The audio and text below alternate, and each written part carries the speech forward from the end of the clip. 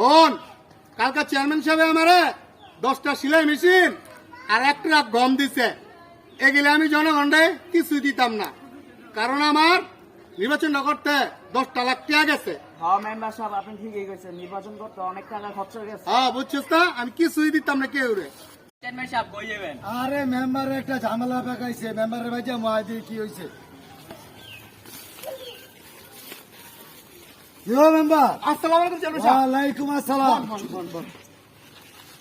এই জনগণের তাতে কি উন্দাছি, তোমার 10টা সেলাই মেশিন দিলাম আর 1 বস্তা একটা গম দিলাম, এটা কি জনগণের তুমি বেলে দেও নাই?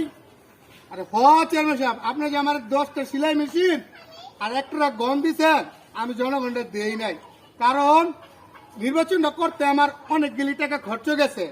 এক একটা ভোট 500 টাকা করে কিনতে হয়েছে। জনগণ কলাম আমাকে ফাও ভোট দেয় নাই, আমরা টাকা দেয় ভোট কিনছি, এর লেগে দেই নাই।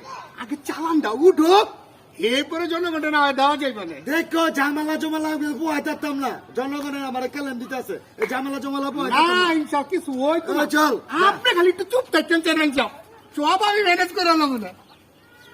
আপনি খালি- ঠিক আছে, ঝামেলা জমালা আমি যে না পোহাইতে হয়